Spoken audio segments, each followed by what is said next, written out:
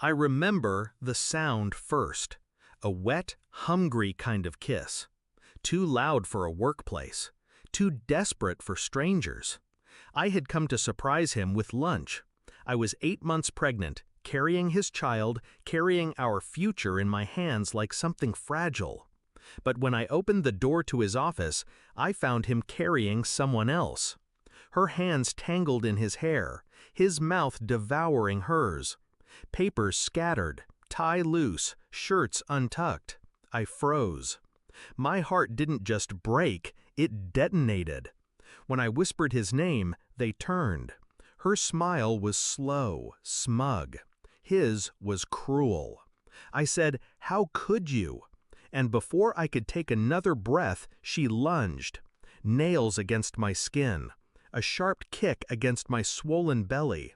I gasped. The air left my lungs. And he laughed. The man I thought loved me, the father of my child. He laughed while I clutched my stomach, fighting to stay on my feet. That's when the door opened, and everything changed. But I need you to understand, I didn't get here blindly. There had been signs. The late nights, the turned-over phone, the new cologne he never wore for me. I asked questions. He lied smoothly. Always just enough truth to make me doubt myself. Always just enough charm to make me feel paranoid for asking. But a woman knows. I had already started digging. Bank statements, text records, hotel receipts buried under business trips. I had already found her name. What I didn't expect was the violence, or the laughter. That's what cut deepest. Not the cheating, not even the betrayal, but the pleasure he took in my pain. That's the moment my love turned to ash. And ash can choke, or it can smother him. I didn't scream that day. I didn't fall apart. I pressed my hands to my belly, steadied my breathing, and looked at the doorway. Because the person standing there wasn't just anyone. It was his boss, the CEO, the man who had trusted him with his company's reputation, clients, accounts.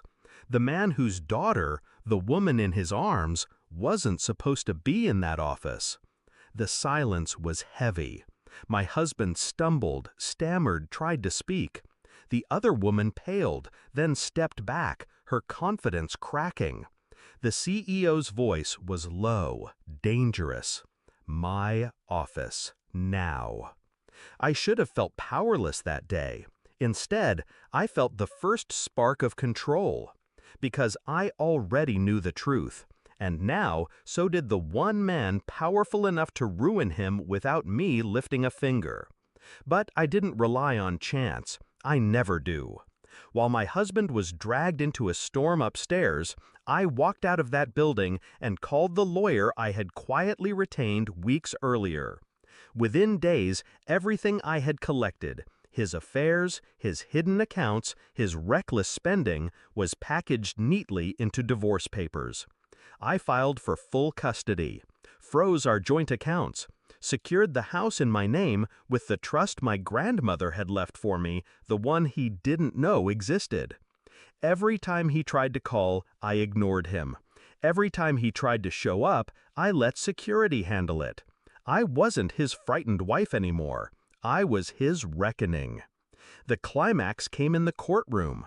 He walked in with his expensive suit and his cheap confidence, expecting me to crumble.